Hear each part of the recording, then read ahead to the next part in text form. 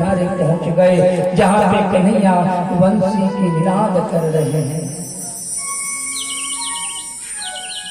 भक्तों, कृष्ण जिधर नजर डाले हजारों उधर से आ रही हैं, हजारों इधर से आ रही है, उधर से आ रही है, सब तरफ गोपियां ही गोपियां।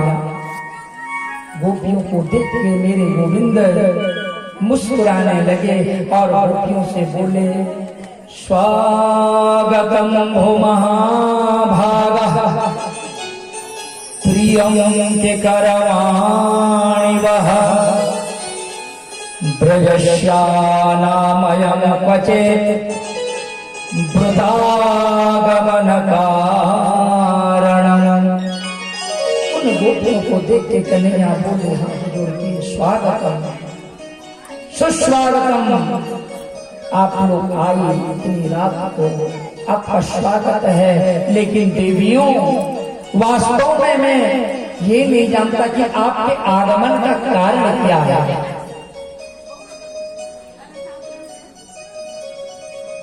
आप लोग आए, मुझे बड़ा आनंद मिला। आपका स्वागतम है, स्वागतम हो महाभागा, आप लोगों का स्वागत है देवियों। लेकिन आप लोग क्यों आई इतनी रात को? रजशेषा घोर रूपा घोर सत्तान सेविता प्रत्ययात ब्रजम हस्ते त्रयस्त्रिविशुमध्यता। ये रात्रि कितनी घोर रूपा रात्रि है देवियों। इस घोर रूपा रात्रि में आपने अपनी पतियों को छोड़ के इसे यमुना नदी के किनारे आप लोग क्यों आए? जाओ, अपने घर को जाओ और अपनी पतियों की सेवा करो। पतिव्रता नारी की वही लक्षण है। मैं आऊं। गोपियों ने कोई जवाब नहीं दिया, वे शांत बैठी हैं। आचार्य सुखदेव कहते हैं, राजन परीक्षित, पहले तो परमात्मा जीव को अपने पास बुलाता है, और जब जीव परमात्मा के पास आ जाता है तो भगवान बहुत उसके परीक्षा लेते हैं। ऐसा नहीं कि जो संत है, जो भक्त है, उसको कोई दुख नहीं मिलता, ऐसी बात नहीं है। कष्ट सबको मिलता है। तो भगवान गोपियों से कहती हैं कि देवियों, आप लोग अपने पतियों को छोड़ के आप लोग क्यों यहाँ पे आए, क्या करने आई? तो गोपियां कहने लगे कि प्रभु, आप तो हमारे सच्चे देवता और सच्चे पति आप ही हो, हम घर में क्या करेंगे? तो भगवान बोले, हे देवियों, पतिव्रता नारी का धर्म होता है कि अपने पति का जो है आज्ञा का पालन करे, अपने पति की सेवा करे, अपने पति की बातों का जो उल्लंघन न करे, वही पतिव्रता नारी होती है। भगवान कहते हैं कि एक स्त्री जो है बड़ा पतिव्रता स्त्री थी, अपने पति की बहुत सुंदर भाव से जो है सेवा करती। एक दिन उसके पति जब काम करके घर वापस आए तो वो पत्नी ना चावल साफ कर रही थी सूप में, वहीं पे उनके पति आए और इतना थक गए थे। ये कृष्ण जो है गोपियों को सुना रहे हैं। वो व्यक्ति इतना थक गया था कि उसकी पत्नी के गोद पे जो है उसका सर को रखा और उसको नींद आ गई, वो सो गया। और वो पत्नी देखती है कि सामने एक बड़ा सा चूल्हा है जिसमें कि आग के अंगारे हैं, और उसके जो है एक 1.5 साल का बच्चा रेंगते हुए जो है उस चूल्हे की तरफ जा रहा है। भगवान कहते हैं, गोपियों, लेकिन देखो कैसे पतिव्रता नारी थी वो, जो कि उसके गोदी में उसके पति सोए हैं। तो विचार करने लगी, यदि मैं पति स्वामी को उठा जगा दूंगी तो इनके जो निद्रा भंग हो जाएगी, मुझे बड़ा पाप लगेगा, मेरी पतिव्रता धर्म जो है खत्म हो जाएगा। और देखो विचार करो देवियों, यदि नहीं उठा था तो इसका 1.5 साल का बच्चा चूल्हे में जाकर गिर के मर जाएगा।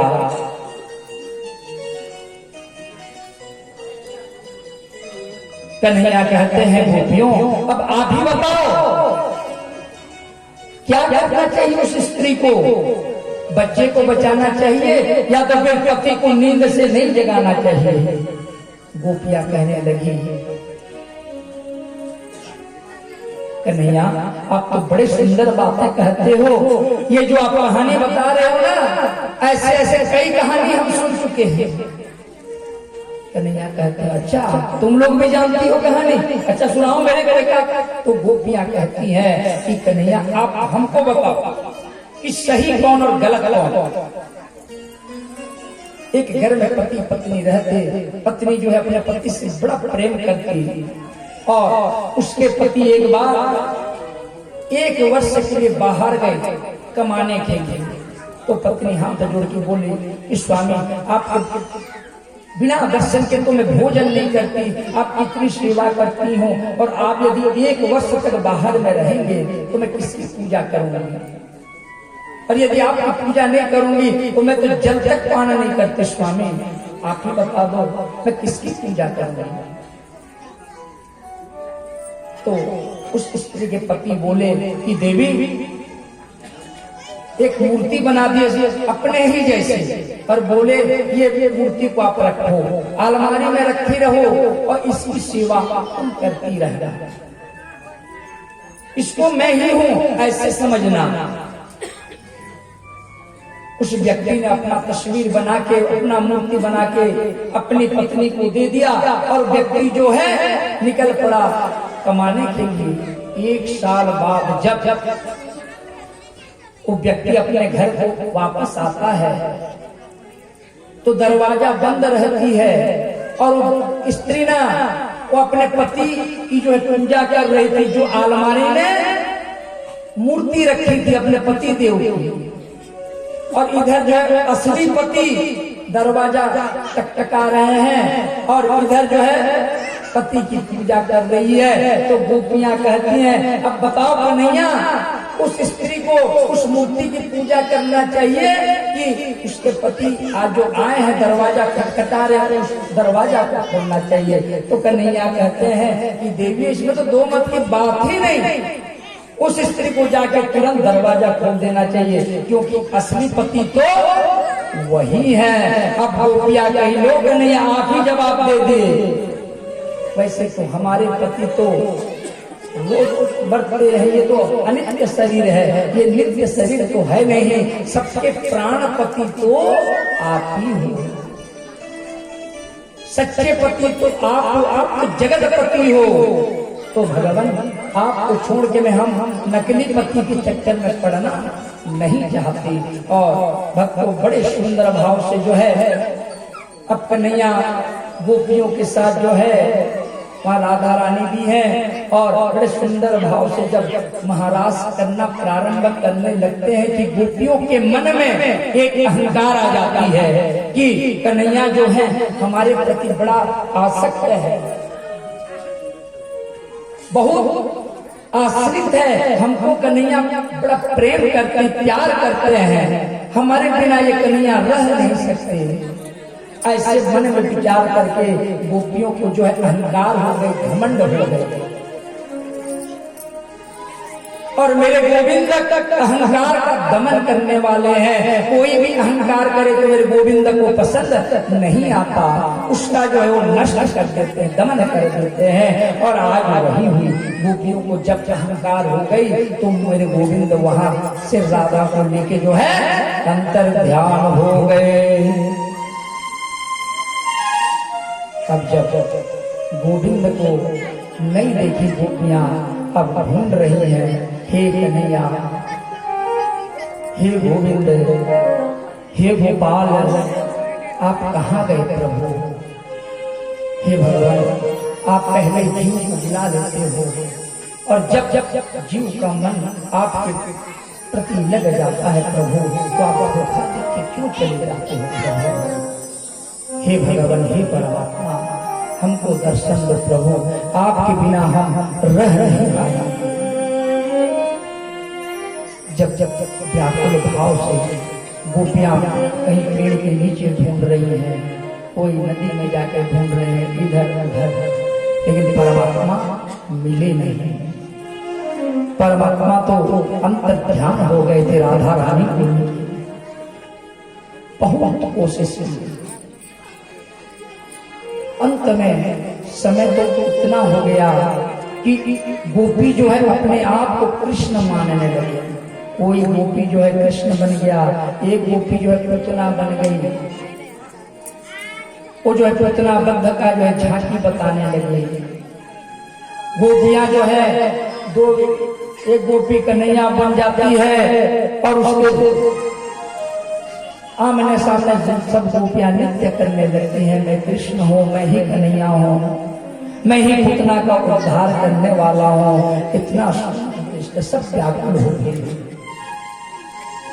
पर भक्तों उसी समय एक बार राधा रानी को भी अहंकार हुआ था, तो राधा का भी जो है अहंकार को मेरे ठाकुर अंतर ध्यान होकर उसको भी सीख लिए थे।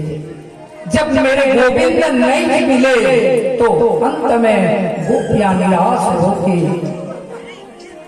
दोनों हाथ जोड़ के मेरे गोविंद को प्रार्थना किए और इसको कहते हैं गोपी गीत। और भक्तों गोपी गीत का श्रीमद् भागवत में बड़ा ही महत्व है।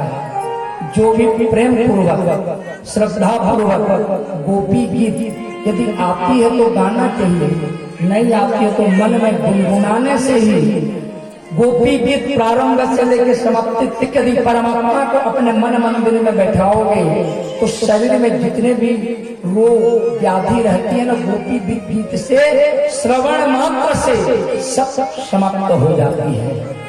तो आओ सब मिलके एकाग्र चित्त होके गोपियां जिस मन से एकाग्र मन से गोविंद को पुकारे थे, उसी प्रकार सभी हाथ जोड़ के गोपी गीत का श्रवण करेंगे।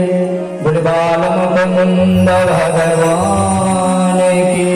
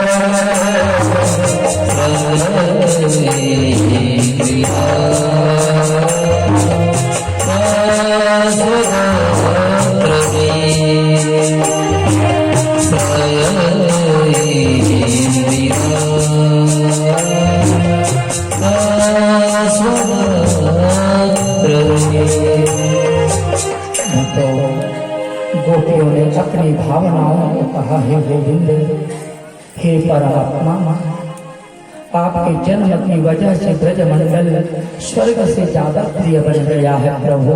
हे गोपाल, इंदिरा लक्ष्मी भी ब्रज में वास के लिए तरसती है भगवान। ऐसे ब्रज में सौभाग्य से हमें वास मिला।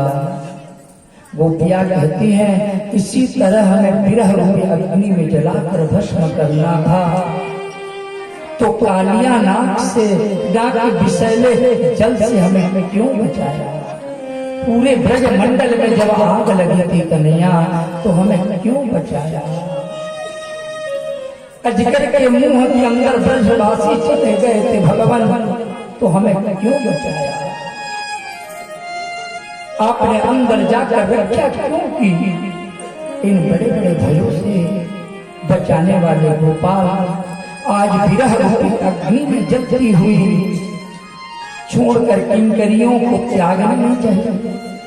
आपके चरण में, आपके मुख मंडल की दर्शन के लिए हम तरसते हैं भगवान।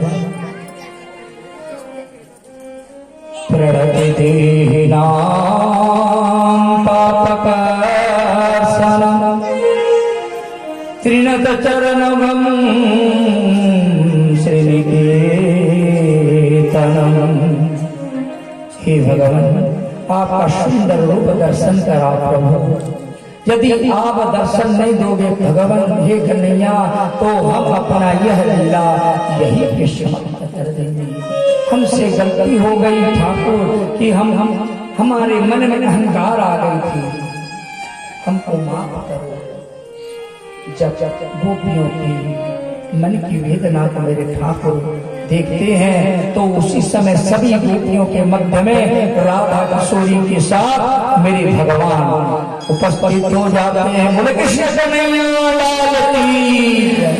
तो सब गोपी मिलके मेरे भगवान के साथ बड़ा ही सुंदर भाव से रास लीला कर रही है। आइए सब मिलके भगवान की जो है रास लीला में प्रवेश करें।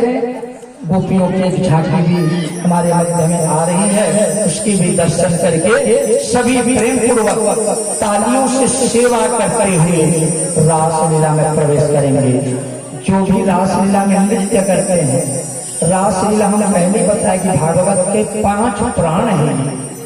जिसको भी अपने प्राण का पति बनाने का इच्छा है, जो भी भगवान को अपना बनाना चाहते हैं, अवश्य ही वो तालियों से सेवा करते हुए गोपियों के भांति सभी रास लीला में भाग लेंगे। बोले कृष्ण कन्हैया लाल की जय। जय श्री राधे, जय श्री राधे, जय श्री राधे। एक अवश्य सूचना है, आज भागवत प्रेमी जितने भी यहाँ पधारे हुए हैं एवं ग्राम के भी सभी भागवत प्रेमी लोगों के लिए आज संध्या कालीन भोजन की व्यवस्था प्रसाद के रूप में किया गया है। यहाँ पे सभी आज यही प्रसाद के रूप में भोजन ग्रहण करेंगे और जाएंगे।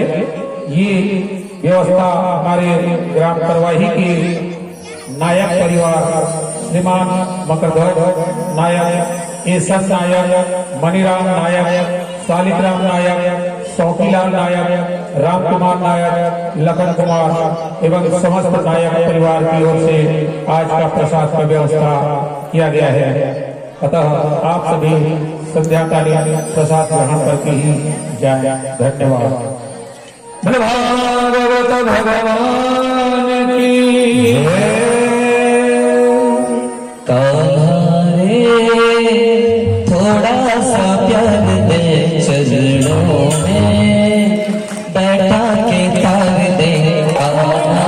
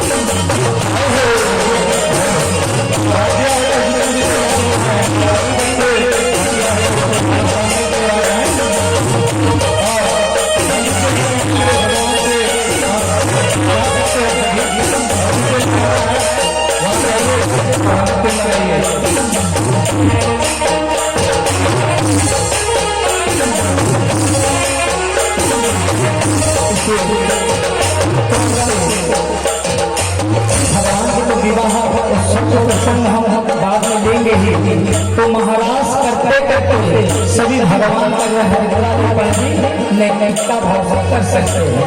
उधर तेल हल्दी भी चढ़ा दीजिए और उधर महाराज भी प्रेम पूर्वक सभी करते रहिए।